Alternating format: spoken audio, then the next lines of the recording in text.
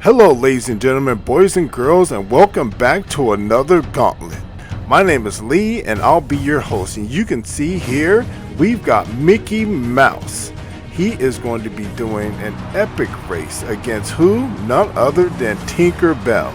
And he is running in and you can hear the crowd go wild. They love Mickey Mouse. Mickey Mouse, he's legendary. Mickey Mouse is an icon, and a lot of people couldn't wait for this race to start. You can see here he's got a little power jump there. He's got some things he can throw out there. Mickey Mouse is very, very good. So we know he's strategic. He moves fast. He moves well. I think he'll do awesome in this race against Tinkerbell. So I hope Tinkerbell is ready because Mickey Mouse can get it done. So you see here the race is about to start. Here we go with the countdown. 3, 2, 1, and go. Mickey Mouse is on the move. He's headed first toward the tornado minefield. A lot of people have struggled with this in the past, but let's see how well Mickey does. If he takes his time, works his way around the mines, he should do very well.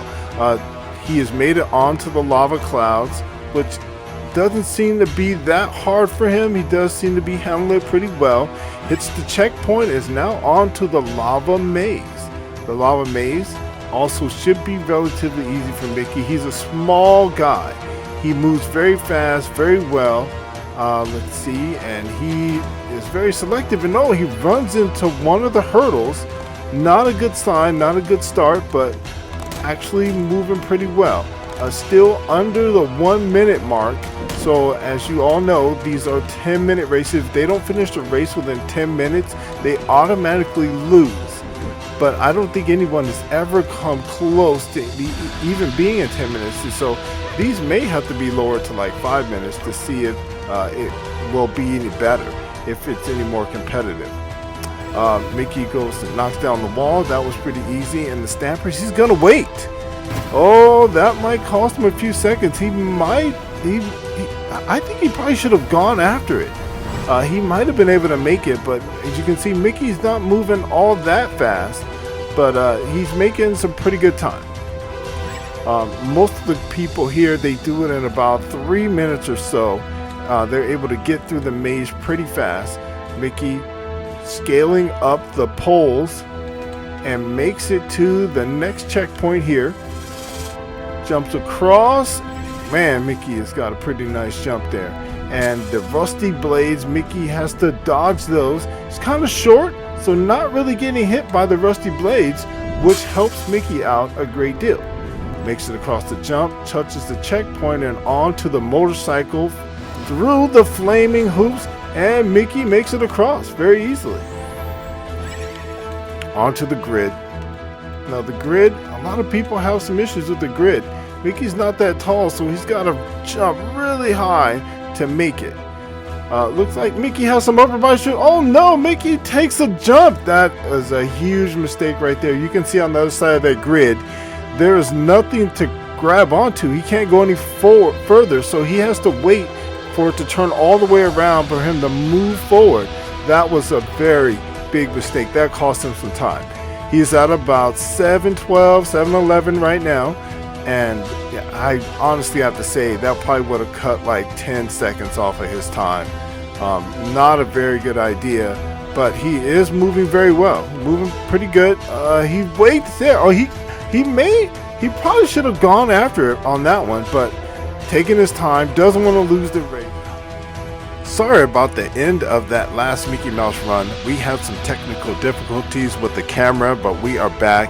Mickey did actually make it through with a time of 6:51. So there was 6 minutes and 51 seconds left on the clock when Mickey finished his race. So actually very good time. So let's see if Tinkerbell can beat that time. Next up in the race is none other than Tinkerbell. That's right. The most famous fairy, I would say, in the entire world is here today, and she is going to go toe to toe with Mickey Mouse. We saw Mickey Mouse in that last race. He made it through with a time of 6:51 left on a 10-minute timer, but Tinkerbell has to beat that time. She is ready to go. She is ready to compete. We can see here that the crowd absolutely loves her. We would love to have seen Peter Pan in attendance, but not able to make it. Not that big a deal. You can see the fireworks going off there. The crowd is going wild. Tinkerbell is ready to compete. Here's Tinkerbell at the starting line. The countdown is starting. 3, 2, 1, and off she goes onto the tornado minefield. Mickey actually made it through the tornado minefield very easily. Let's see if Tinkerbell can do the same thing. That kind of hop that she has may affect her a little bit, but nope, not really. Didn't really affect her. She made it onto the lava cloud. And this part, flying characters are not allowed to fly. So that is what they will call cheating. That is against the rules. So flying characters cannot fly through the race. Characters with super speed, they are also not allowed to use their super abilities going through the race.